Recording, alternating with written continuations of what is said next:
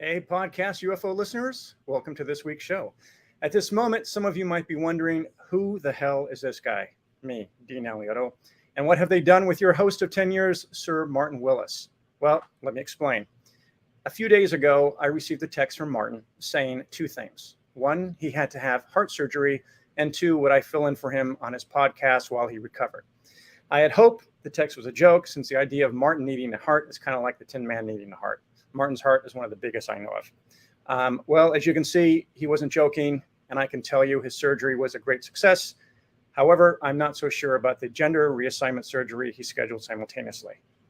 But smartass jokes like that one is why I'm guessing Martin tapped me to fill in for him to amuse himself while he gets better and hopefully entertain his smart, wonderful listeners as well.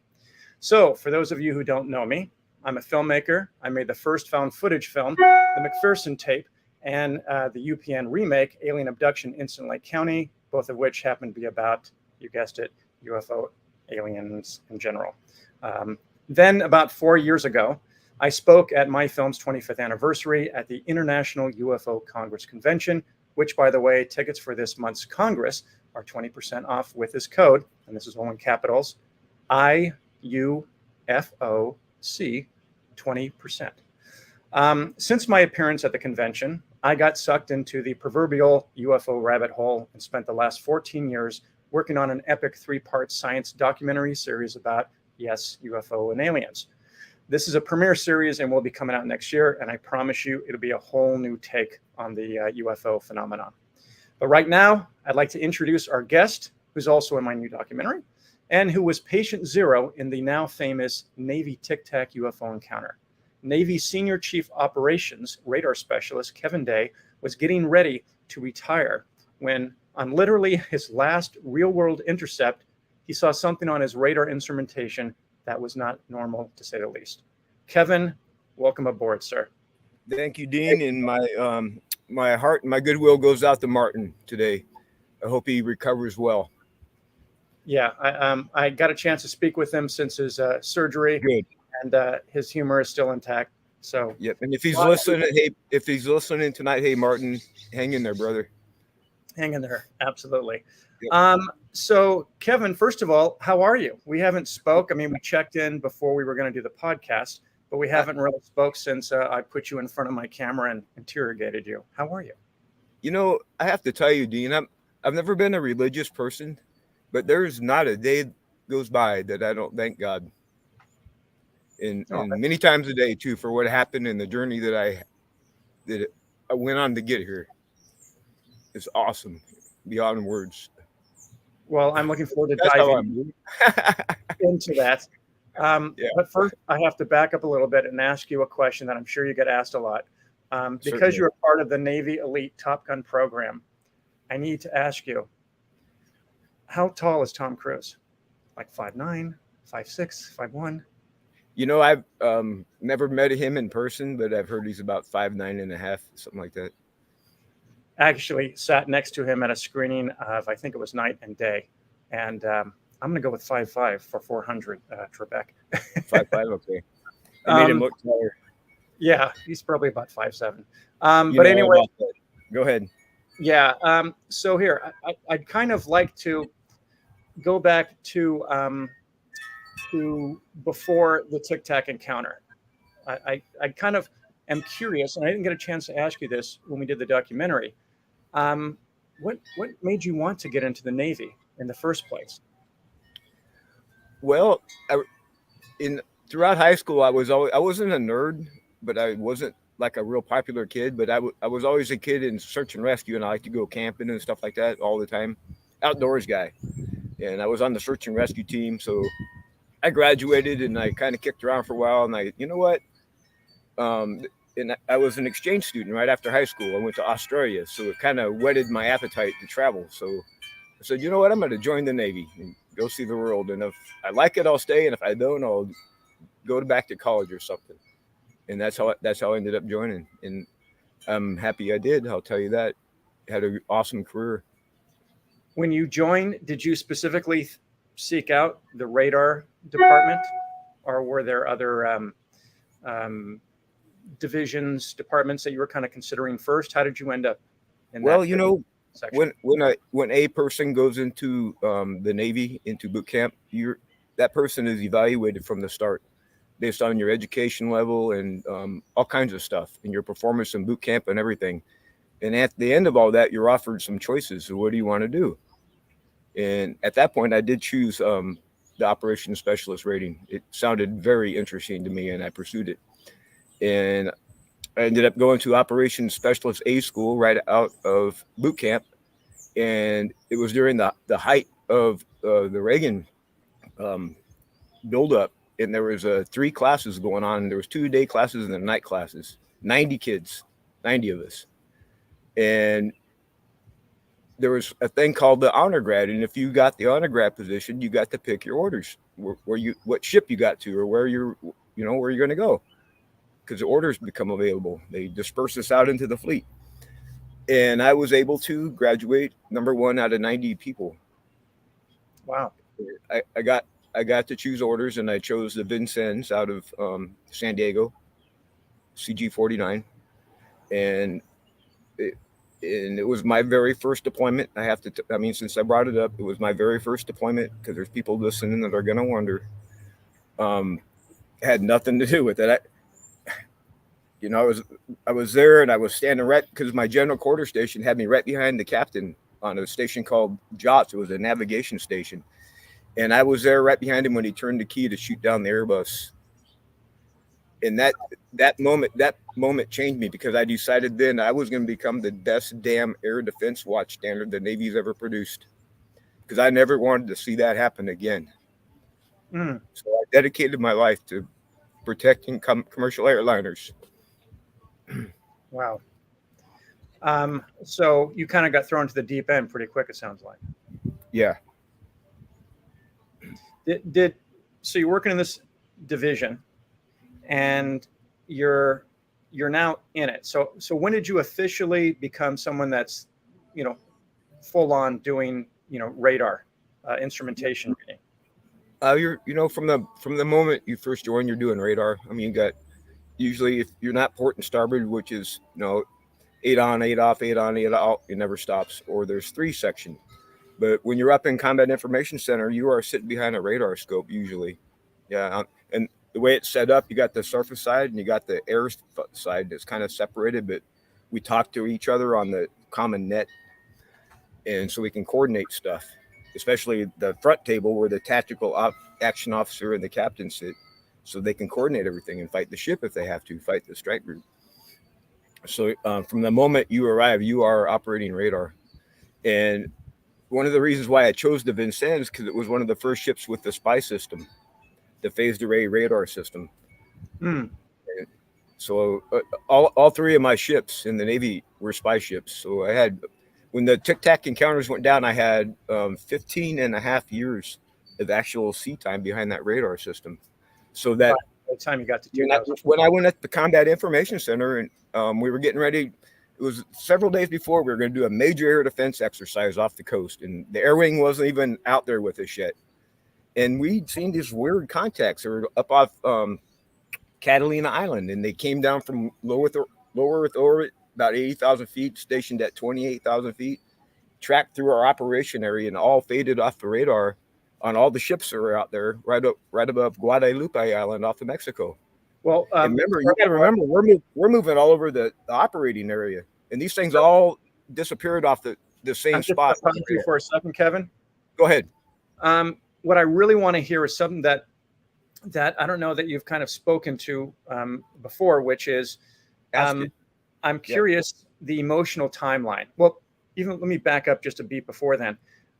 Before the Tic Tac encounter, what was your opinion on UFOs, UAPs, aliens? What was your take on that? Did you?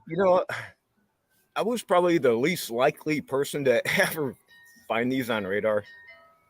I'd never seen any on radar. I'd never seen anything anomalous on my entire time in the Navy.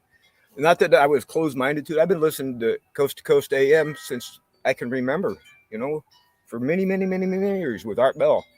So I've always had an interest, but I was never a UFO guy, especially with my job. I had to be pretty sober and straight stick when it came to radar operation, right? And you get the job done. So this was a first for me, as I'm sure it was for everyone else, or a lot.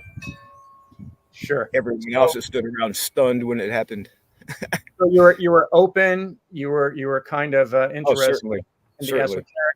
But, And when it's right in your face, you don't have any other choice to be open to it now. right. So let me ask you this.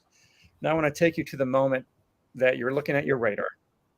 Yep. And something shows up, and right away you're thinking, okay, these are contacts that we have. I'm guessing you're like, is this one of ours, or is this, an ally, or worse? What? Take me through the discovery of that. First of all, are you standing? Are you seated? What was that moment, and what time was it? The way I was, well, not I, but the way we were processing this within the internal confines of the ship is, we at the time thought it was totally civilian related, and they didn't even know we were down here. However, they were, if that was the case, it was supposed to have been published in the Notice to Air Mariners. So okay, that's them and they're doing their thing and we don't need to worry about it. That was missing.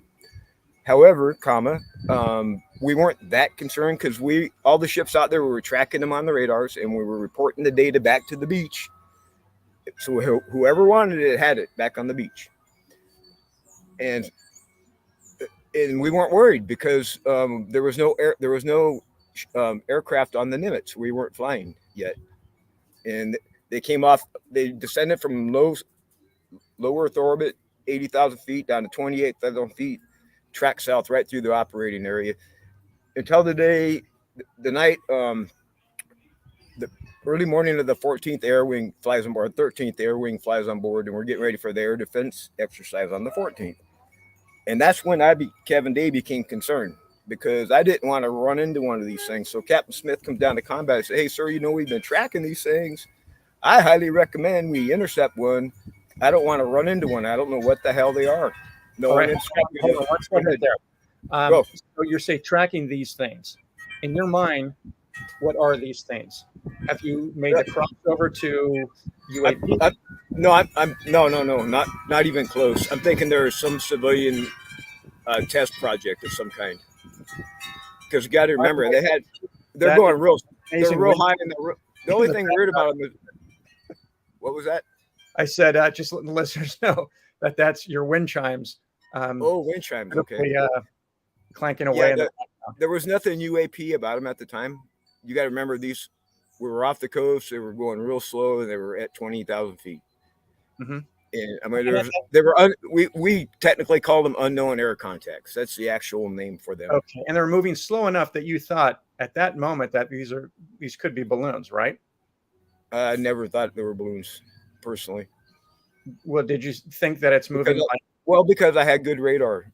I had the highest possible track quality on these things the entire time. The highest possible radar quality, if you will. Okay. Yeah. Because before, and we even brought down the systems just in case it was a malfunction. And all the ships brought down the system. We brought all the systems back up, and we were tracking them even better now. So you rebooted the system? No, it's the same tracks. Over the course of if I had to add up between around the 10th and say the 20th, 10 days, mm-hmm. all the different groups that we tracked, it was about 100 of these contacts total. If you added it all, they appeared between 5 and 10 at a time on different days, different times. If you added them all up, there were about 100 of them. Okay, so maybe the balloon thing was a Mick West theory that snuck in. Yeah, my mind's open. Okay, it's a possible theory. Well, what happened next kind of rules out pretty much all of that anyway. So you've got strange contacts. You want to go take a look. So at this moment, it's still possibly prosaic. Right. Okay. So that's what I'm thinking. Yeah. I just didn't want to run into one. Safety of flight. I'm thinking, I'm concerned about safety of flight. And there's about to be, was this before or after? Actually, you know what? I think we missed a beat because it was the night before when you reached out to Sean Cahill. Is that correct? And said, "Hey, get the big eyes on this." And oh yeah, he was standing watch on the bridge, up on the bridge of the ship. Let's talk about that moment. So even me, I would go up to combat and I'd get the bearing and range to a group. And that was run up to their ship and I'd find them on the big eye binoculars. Oh, there it is. But the the ship watch standards were seeing them all the time, of course. Mhm. But I was down at Combat Information Center most of the time. So yeah, Sean was getting feeds on where they were when he was standing watch. Yep. And he said something to the effect Good of, dude, by the way. Sean Cahill's great people, by the way. Sean is the man. Sean is definitely good people. So Sean said something to the effect of, "What am I looking at?" And he was a little more colorful, I think, than that when he was looking up, because you didn't tell him anything. You just said, "Hey, can you get eyes on this?" Tell me what his communique was to you. I probably don't remember well enough to sit here and tell lies about it now, but at the time, I think everyone was thinking these were still prosaic until the moment when Commander Fast Eagle Flight intercepted. That's when everything changed. That moment, everything changed. Okay, so let's move back to captain. So you tell your captain, "Hey, I think it's a good idea to get on this," and he says, "Do it. You're right, Senior Chief. Intercept and visually VID it." So I'm like, hell yeah, because that's what I wanted all along, right? So during all this, of course, the air wing's launching off because we're getting ready to set up our for the air defense exercise. I was going to pre-position different flights on these combat air patrol points between us out here in the ocean and the notional threat on the beach, right? We're going to play war.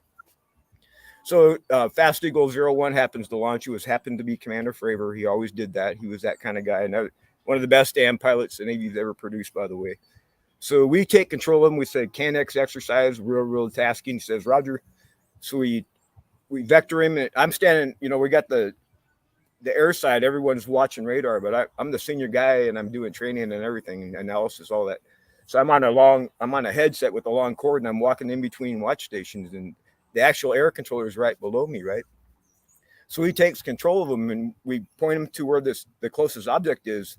And as soon as he's in this what we call the merge plot position, which is the same object on the radar in the same vertical piece of sky, that object, whatever the hell it was, Dean, dropped from 28,000 feet down to the surface of the water. I found out the next day in 0.78 seconds.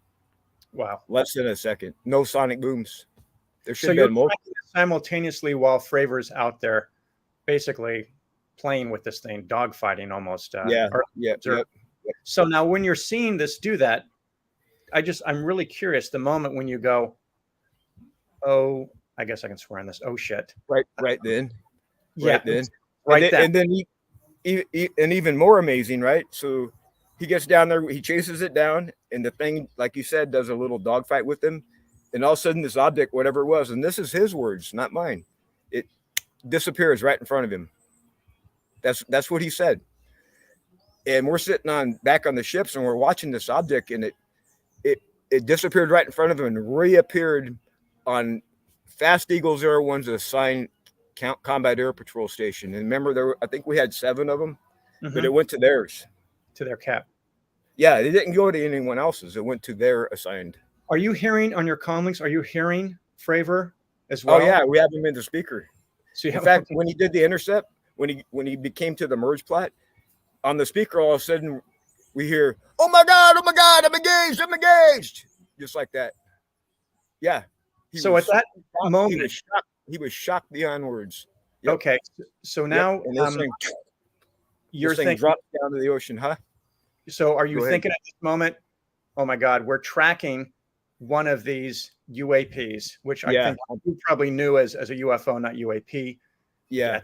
So you're at this moment, oh my God, we have one of these things. So were you kind of, when you started to suspect that was happening, were you just kind of going, oh God, please let this be something wild like this? Were you hoping a little bit right before it became clear that it was something else?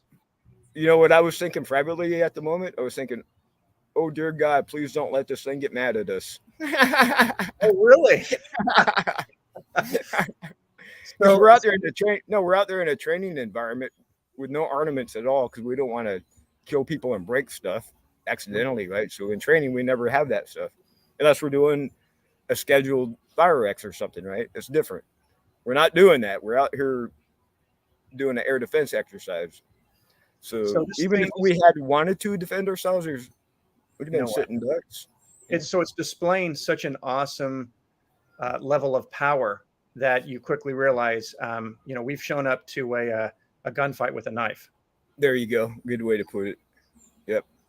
Yeah. Yeah. Okay. And then so now it is what it is. Now it's kind of like, okay. So at this point on, I'm just curious, what is your emotional, like, what is a timeline? So you get that. How are you feeling emotionally? Are you, conversing with your other operators and stuff, or with the captain? Is everyone kind of on the page that, oh my God, he's now engaged with something that's out of the book? I forgot, what is the name of the book that has all the aeronautical, James Pennison talks about it. There's a book that has all of them. Like you're pretty well versed with everything, every kind of airplane. There's lots of books. Yeah. Yeah. So Yeah. it's like, when it's no longer in that book, what are you guys, what is the communication like? The private communication between you guys as this is going on, the stuff that you cover the mic and go, blah, blah, blah, blah. Holy shit.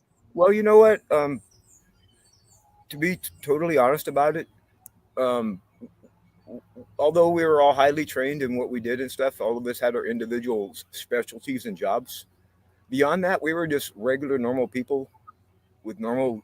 We take kids to school, get them there on time, and go to work, try to get there on time, or just like anyone else, right? So our reaction after this was probably very similar to the reaction on a bus full of people. The average is any other average person seeing these things. The post effect of it, if you will, the post effects. Yeah, and I want to get into that. That's what I'm into. Actually, yeah, the post effects about this is pretty cool stuff. Yeah. So, so as like Dr. John Mack calls it, ontological shock, where you now ontological shock. Belly Davis, Belly Davis, yeah. Mm-hmm. Into that, and especially for you guys, I feel for you more than any other eyewitnesses on the planet, because you're going through this shock, defending. And Dean, if I could stop you there real quick, and if I do get the opportunity and I'm called to serve and go before Congress and give my testimony, what you just said is one of the key things I want to say, is because when this thing happened and I went on and I went to DOD and I started screwing it all up because I couldn't really deal with this. So I wrote that short story, The Seer, and published it in Sailor's Anthology, just in case. And I published it in the Library of Congress in February 2009. Just in case this story ever became public, that my little book would be proof it really happened. And I went on with life. And I started to change, man. I ended up in the wilderness out here, if you can believe that. I went from Top Gun, DOD guy, and I'm living in the frickin' wilderness, and everyone around me is like, what in the hell happened to Kevin? My entire family was convinced I had gone insane. But what actually had happened to me is I became obsessed with this notion that I could find the source to a family gold mining claim, the 100-year-old claim we still have in the family, 160 acres. And boy, howdy did I. Boy, howdy did I. I think I sent you my research. You did. I want to unpack this. Yeah. So just to finish it off, for those, if there's anyone out there who still hasn't heard the Tic Tac encounter, at this point, Fravor comes back, Commander Fravor, and he didn't have any recording devices to the level that everyone was interested in capturing footage of. And so Chad Underwood, he heads out, and he gets the footage that we see now. So he's able to record that. And now you guys have confirmation. From what I understand, the next day you were able to see a snippet, low grade because it was compressed, so it could be on the server so you could get it. And then there is, and this has been going on forever, the talk about a longer section of footage. But the thing I want to touch about before we get into the aftermath of this is that you didn't see anyone come on board. There's a lot of rumors of people like Men in Black. Someone all of a sudden shows up and takes the bricks, as they call them, takes the hard drives. It just was gone. It was removed from all the communications that you guys had. Even was removed, correct? My personal experience with what happened was the next morning, because I was a primary message writer for the ship. operational messages. I would draft them, and then I would route them up the chain of command, and the captain would release them. They'd become message traffic. So I went up to combat information center the next morning. I was going to write an after action report on what happened the day before. And the computer tech comes up. I said, "Hey, Petmaster Voorhees, I'd like to see the data on everything so I can write a message like we always do." And he pulls me aside real calmly. He was emotional. This is Gary Voorhees. Yeah, he was emotional. I said, "What's wrong, man?" He said, "You're not going to believe this, Senior Chief." I said, "What?" He said, "Somebody came on board our ship last night and took everything. They even made me erase blank tapes." Why is this hitting you so hard, Kevin? It just brings back some cool memories. And I'm so freaking blessed to have had this journey. You won't even believe it. It's really neat. And the reason why I say that, I want to get back to the point I was making. This thing changes you.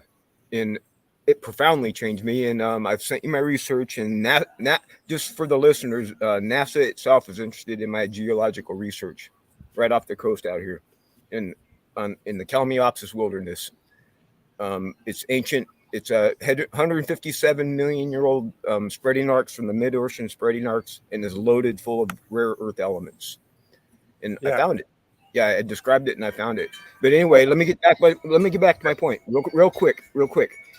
When this was happening, I didn't know that I was being changed. And my fear is, if there was a mass encounter and everybody on the planet started changing like Kevin Day did, and no one knew what the hell was happening, that might not end so well. That's right. So there needs to be education about this. That's my message before Congress. We need to start public education about what can happen if you contact these things. And don't be afraid, because the contact will make you better. You'll get new inspirations. You'll get new talents to go with it. You'll get new obsessions. You'll get new it changes you in a better way. But if you don't know it's happening, it can end up not well for you, like it has many, many, many, many people throughout time. It didn't end well for them.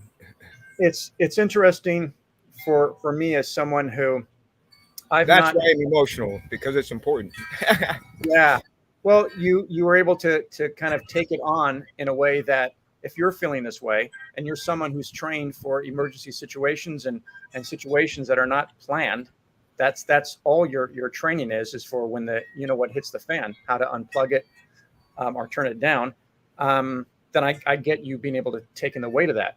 For me, speaking for myself, I'm someone who's never seen a UFO that I'm aware of. Amen. And I find that it's the ultimate question. You don't have to have been an experiencer to appreciate the fact that we are not alone, or to see it in other people's faces. I mean, when I interviewed you, this is, I think, 2019, my background had been doing crime shows, and I'd done like 1,000 interviews, and from interviewing, perps, victims, government officials, and you kind of get a BS detector after a while. And one of the things that really blew me away is that I'm staring down, looking at you guys, and not a blip is going off. And I almost feel like through osmosis, I'm feeling your reality. And even that was palpable in a way that I remember telling my girlfriend, Allie, when I came back from the convention, the International UFO Congress Convention, I said, I can't argue. I can't find workarounds or, as we said, prosaic explanations for this. So I have to look at the evidence. And I'm not a debunker or a skeptic. More so, I'm an analyst. I need to look at the data, and then, basically so far over the past 4 years since I've been working, on this doc and meeting great people like you and the whole wonderful UFO community, I have been presented with data backed up over and over. And then timing that with what happened with, in December, Leslie Kane's wonderful article and Ralph Blumenthal, it's a whole new world. And so you guys were the kind of the vanguard in a way. And so what I feel from you and what we've talked about beforehand is how this does change you. And it doesn't just change you like it opens up your mind, but you're purporting to say that this feels like you almost have kind of clairvoyance into certain interests that you had that you did not have before. If you can define that for us.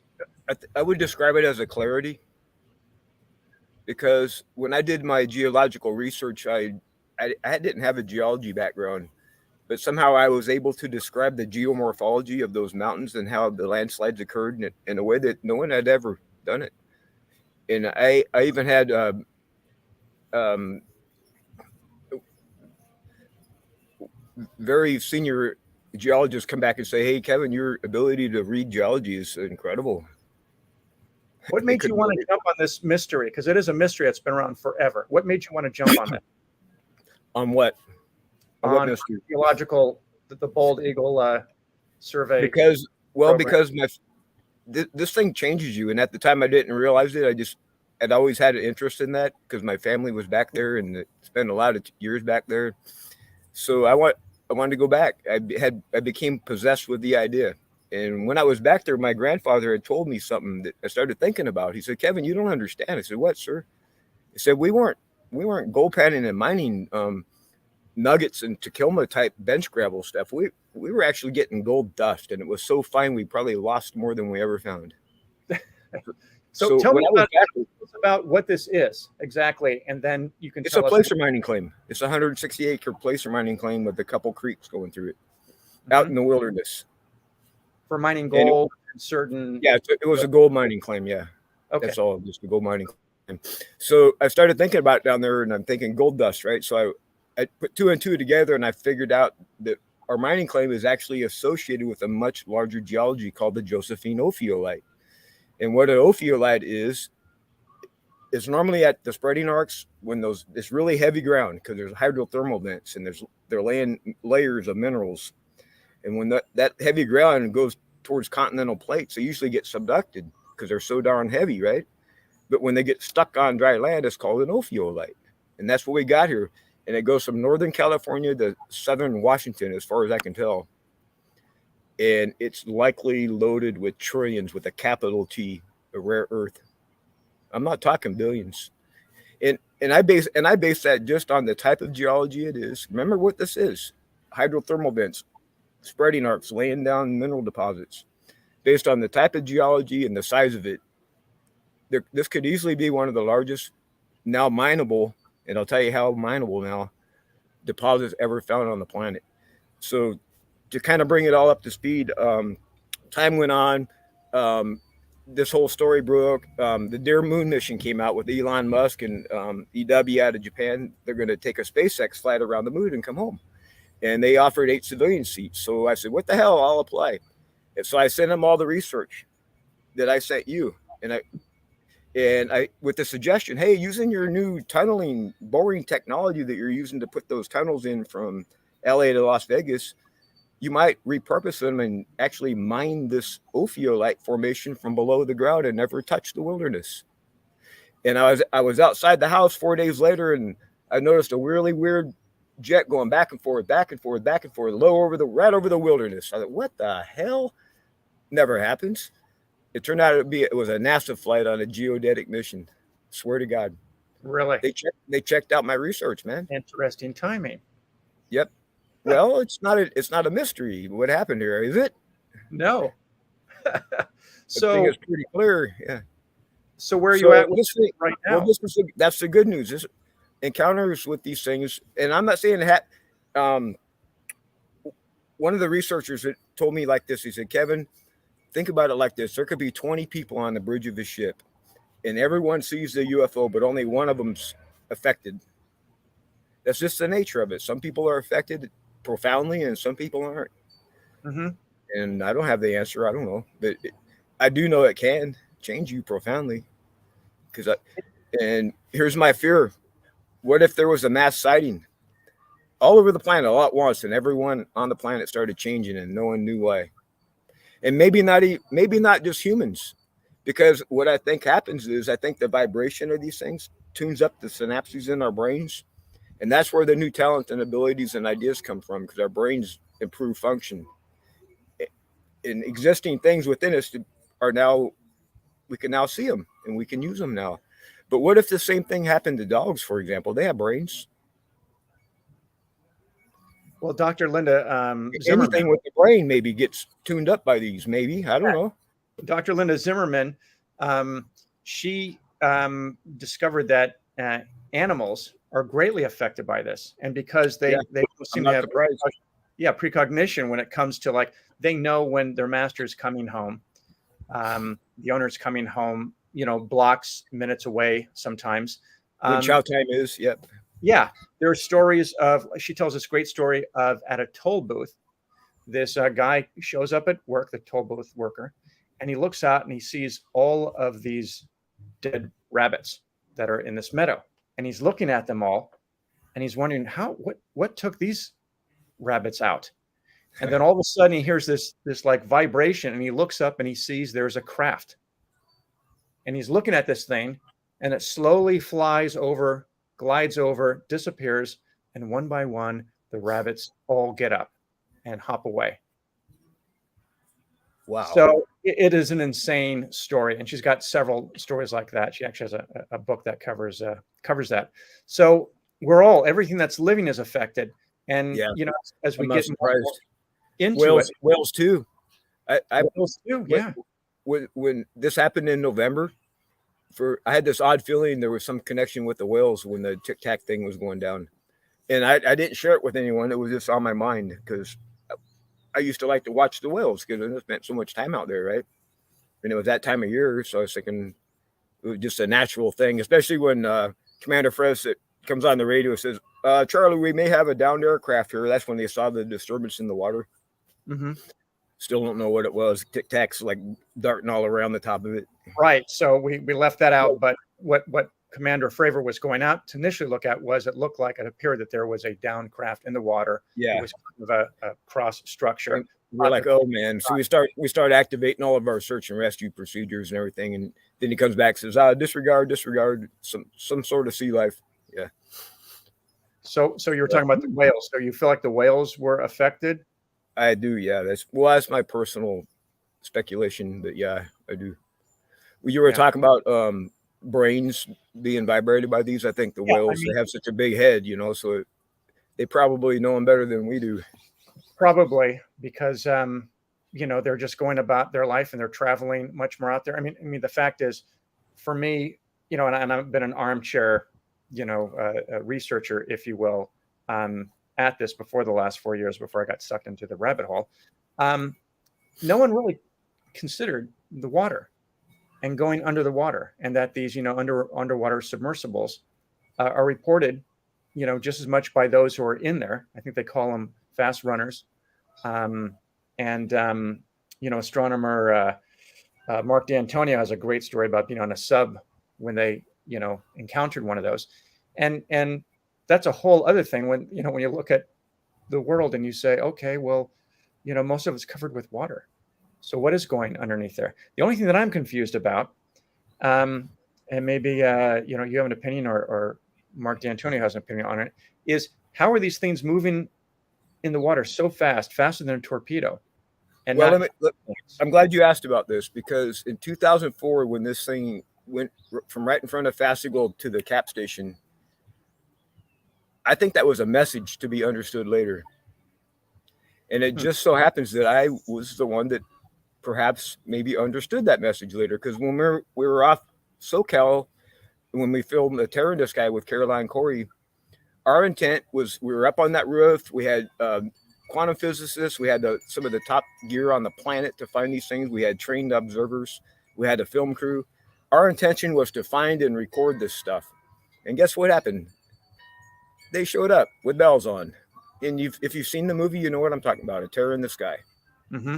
So I think intention itself is the missing link here. And so I started thinking about that. Okay, intention. And I have a question. And this is where my thought analysis has drawn me to. We all ascribe to the Big Bang. I mean, pretty much, I was pretty confident to say that most science thinks there was a Big Bang. But I have a question about the Big Bang, and I'm not talking about religion. This is a physics question. Mm-hmm. It truly is. Was the Big Bang intentional, or was it unintentional? Right. So, in my opinion, um, it it always Well, seems here's my point. Here's my point before you answer that. sure.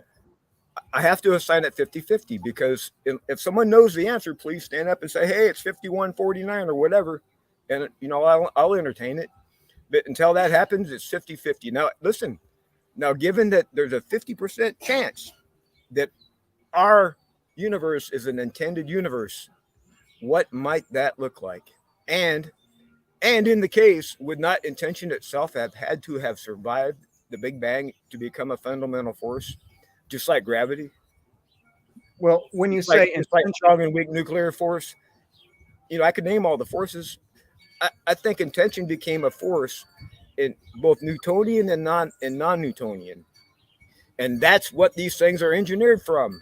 They're engineered from a school of physics we didn't know anything about. They're engineered from a school of physics that's based on intention.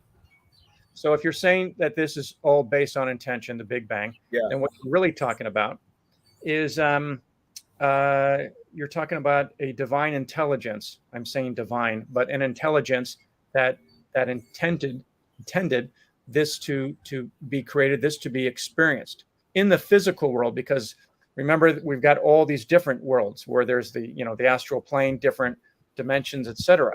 So for the yep. one that we're in, I'm always curious, what about the other universe next to us or the other dimension next to us? Is that also have that own experience? But I like to believe, I mean, if you're asking me, my personal belief is that I don't think anything happens by accident. I feel like basically what we're looking at here is something that we've all agreed on. A chair looks like this, a hat looks like this, you look like that. We're experiencing this. And then the question is why? That's what I always follow it up with. So I'm curious for you, why was this intended to happen? I used to there was a short time when I used to ask why me. I was just a watchstander. What the hell? What I didn't choose to do this to happen to me. But after a while, I stopped asking why, and now I ask how instead. How can I help to bring the truth out from this point forward? That's what I'm focused on, Dean. Mm-hmm. And one of my recommendations before Congress, given the opportunity, is public education about this thing. The need for field teams, science teams to go out, and I have a special mission in mind for that. I want to talk to you offline. And number three, people keep asking me, Kevin, you going to ask for compensation? You lost a second career out of this, man. You lost a wife at 25 years, and on and on and on. You ask for something, and I said nope. As a matter of fact, my goal is to bury the hatchet on this for everyone. Let's finally bury the hatchet on this, so it's okay to talk about. And the reason why I feel that way, Dean, because Kevin Day, I cannot point to anyone in government and say they caused me harm or this and that. They caused me harm, therefore they owe me something. I can't do that. Honestly, I can't. There's no way on God's green earth I'm going to demand something from my government that I don't deserve. Copy that. I'm going to ask a question here that has come up as well. In 54 minutes, it's very hard to cover. We're just starting to cut into. Well, let's do it again. Yeah, let's do it again. Yeah. Here's a question from Ray Nash. He says, do you usually have submarines during this training phase? And if yes, did they pick up anything? That's a good question. Ask the question one more time. The question was, were there submarines as part of this exercise or in that general area this was happening? Yep. And did they pick up anything? Yes. The answer is yes. Yep. Really? And what did they pick up? And I don't know for certainty, but I believe the data was taken for that too. Yeah, but I don't have that. Did you talk to them and find out what they might have recorded and what that would have looked like? The form of what is it in the form of radar? No, and the reason is because at the time we didn't think anything had gone into the water. The object stayed about 50 feet above the water and then took off. It never actually went into the water, as far as we could tell on radar. It wasn't our situational awareness that anything had gone in the water. So sonar wasn't really a part of the what was that, the script that was playing out. The equation. Yeah. So I want to ask you. You had said in May of 2020, you stated on Alejandro Rojas's show, Down of Geeks, that you and the UAPX team, UAPX team, suspected there might be a pattern of these crafts appearing in the same Southern California coast airspace at the same time. Did you get a chance to prove this hypothesis? Why do you think that these objects would return to the same location the same time of the year? Yours was November, so maybe it was because of the Thanksgiving Black Friday sale type of thing. Good question. I love that. I love a sense of humor. Well, we picked November because that's when the Tic Tac thing went down. November, and I had convinced enough of us that there was something to do with the whales, and there was nothing beyond that in terms of brilliant idea or anything. That's the reason why we chose November. So when you came back, did it work? Did you see not only these contacts, these UAPs, but were they in the same maneuvers? Were they the same amount of them? Well, you've seen that Caroline Corey's movie, Terror in the Sky. Mm-hmm. We were set up, and we had a team on Catalina Island. We had a team over there on the beach, on the a flat roof on a house right there on the beach. Cost an ungodly amount to rent, by the way. And also, we get a report from Catalina. I got something. Everyone comes running up. We get everything up, and a hole opens up in the sky, literally. And 5 objects that we got on radar appeared through this hole in the sky. Mm-hmm. Yep, and that's why the name of this movie is called "The Terror in the Sky."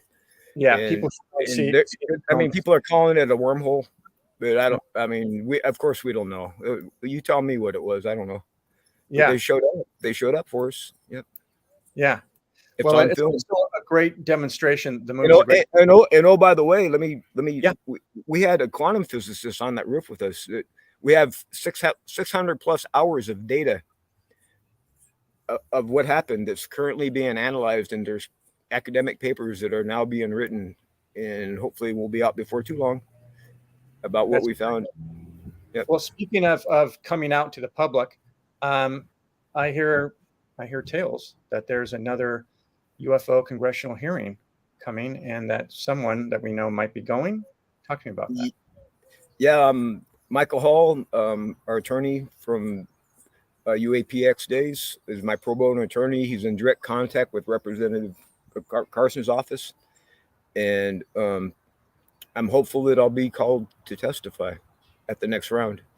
Now, be mindful that it's going to be later rather than sooner because of everything that's going on with elections and all the other stuff that's happening now. And I think that's the right answer. I mean, let's take our time and do this right, get the right people up there, and not make a circus out of it, and get to the bottom of this with some decent testimony, people telling the truth. So what do you look at me? You can, Dean, especially you look at me, man. Do I look like I'm lying to you, man? No. In any way, shape, or form, man. This thing happened, and it changes you. It can change you. It doesn't change everyone, but it can change you profoundly. So what are you hoping that the theme of this second meeting? I think there'll be legislation in addition to the whistleblower legislation that just got passed, which is awesome. I don't know if everyone's heard about that, but it protects people coming out, say, "Hey, I saw a UFO" while they're at work, that type of stuff. They won't lose their job out of it like certain other people have. So in addition, I mean, that's good, but I want 3 things. I want funding for education. We got to educate the planet on what's about to happen. In my view, I think it's about to happen. And why, I don't know, but I know how we can get ready for it. Let's educate people.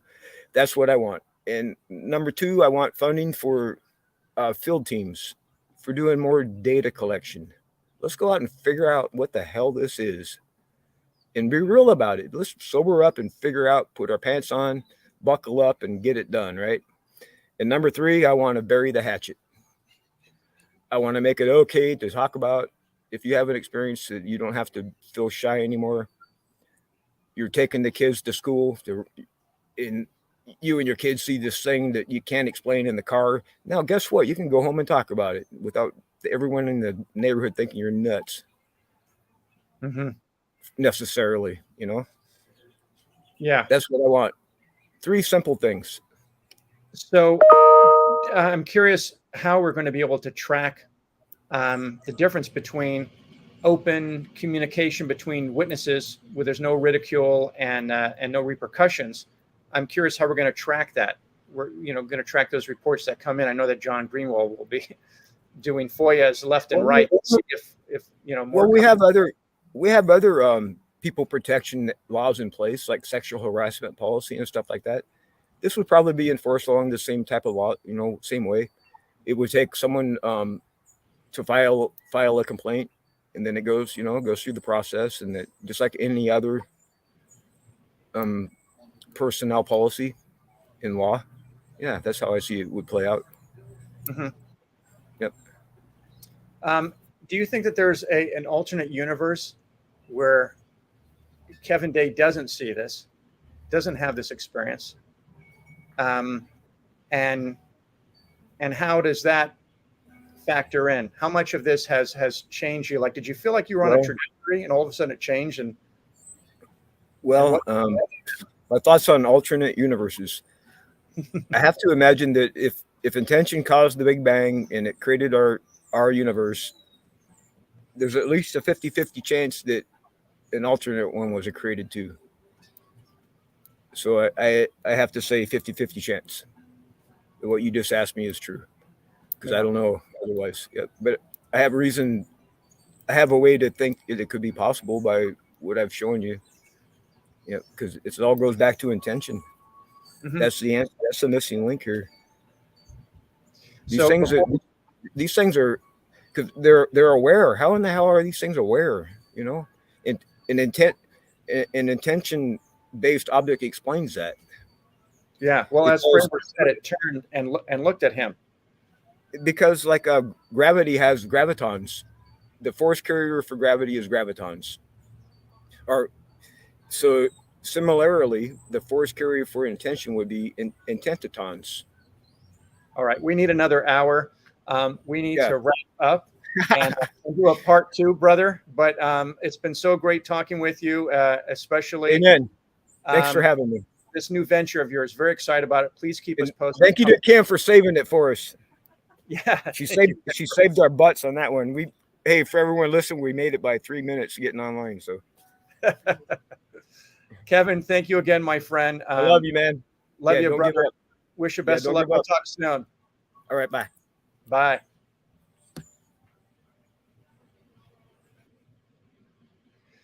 All right. So thank you, everyone, for listening and for being patient as I host my first podcast.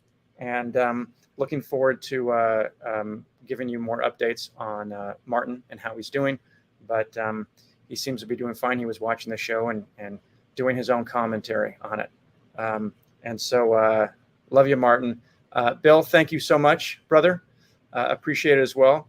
And we're going to sign off right now. And so the next time I see you guys is going to be actually in Northampton, Massachusetts for Randy Nickerson's premiere of Aerial Phenomenon. There may still be tickets for that available as well. So that's Friday and Saturday night. We're going to be filming there. It'll be Saturday, probably East Coast time, around 8:50, 9 p.m. That's going to be great because there's going to be a panel there. Whitley Strieber is going to be zoomed in, and a few other folks and some surprises. So thanks again, and keep watching the skies. Bye.